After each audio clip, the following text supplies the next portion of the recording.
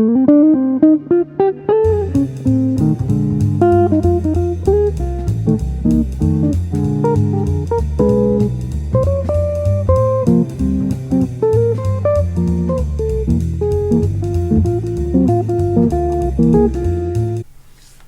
a minute.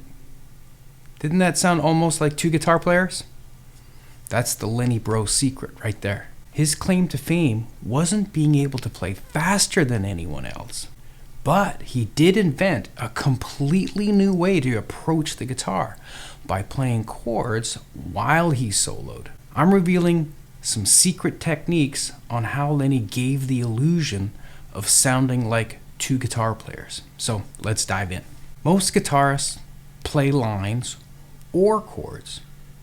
I've noticed that even amazing guitarists and people like someone that I really look up to, Kurt Rosenwinkel, mostly plays a line, then a chord, but not playing chords while soloing. Here's a clip of him talking about this very topic. Think about the guitar in terms of playing a solo or a single line and then accompaniment as two different things. You know.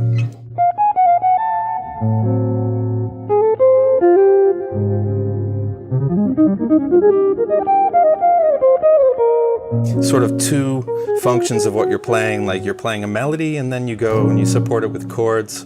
In order to get inside Lenny's mind, we have to first look at how he simplified chords to their essential elements. That usually means shell voicings to most guitarists. But Lenny went even further than that. A shell voicing consists of 3 notes. That means most of the shapes require 3 fingers. A shell voicing typically consists of the root, a 7th, and a 3rd. If you're on your phone or desktop, you can watch the video up in the right corner if you're not super familiar but want to dive in deeper into shell chords. Don't ask me why these links don't appear if you're watching on your TV. I'll also leave the link to the PDF lesson that goes along with that video below. It's really helpful and in-depth. What we really need to concentrate on is the 3rd and the 7th to start. Let's take the root out. This frees up more fingers to play a line, whether it be an improvised line or a melody of a song. That's the first part of his genius right there. Let's use F as our example to show you how powerful these 2 notes are for any chord.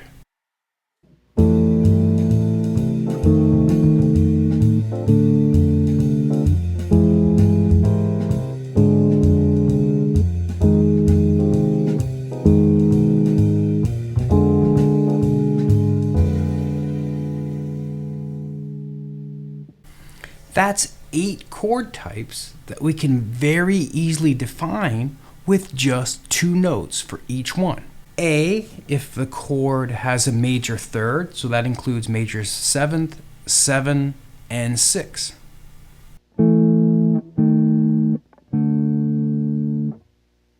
And A flat, if it's a minor type of chord or has a minor 3rd in it, so that's minor major 7, minor 6, minor 7, minor 7 flat 5, and even diminished 7. Or actually, yeah, diminished 7. That's 2 main categories of chords with a major 3rd and the rest with a minor 3rd. And then you change the 7th or the 6th with some kind of combination with the 3rd. Oh, son of a gun.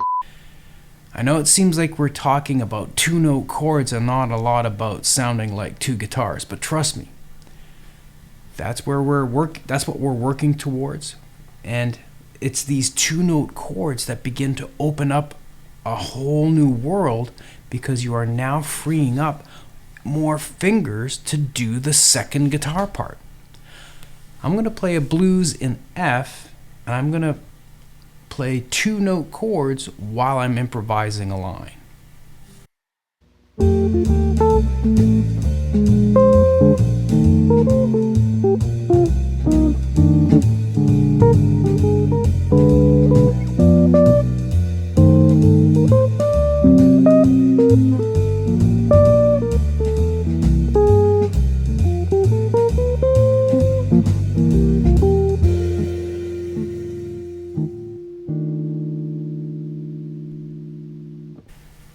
hope your imagination can begin to see how far you can take it.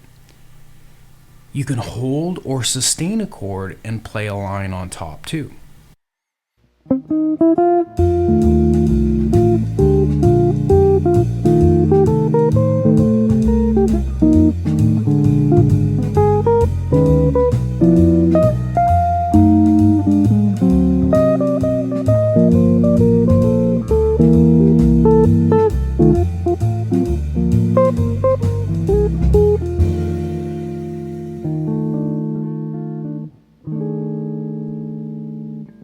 You can concentrate on the line and place a chord in empty spots between the notes of your lines.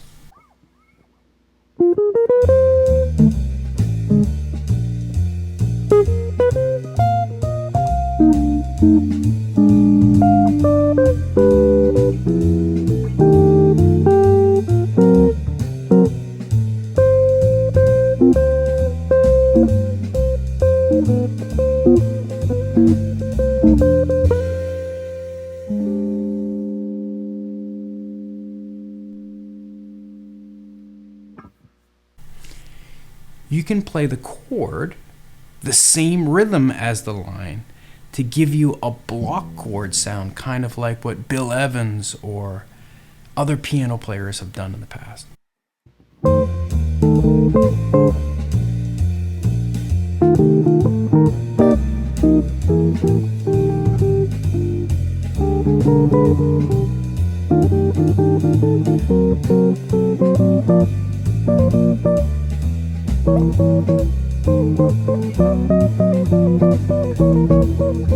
And it doesn't stop there.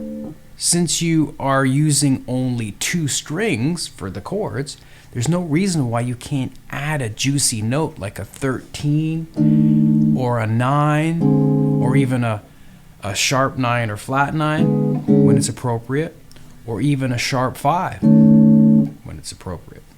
Just adding one note gives the chord that you're playing a bit more color and sophistication, all with very little effort. I'll share these techniques with you and more in the PDF lesson that's available, including a favorite technique that Lenny used where between the line and the chord, he played 6/4 or 4/6.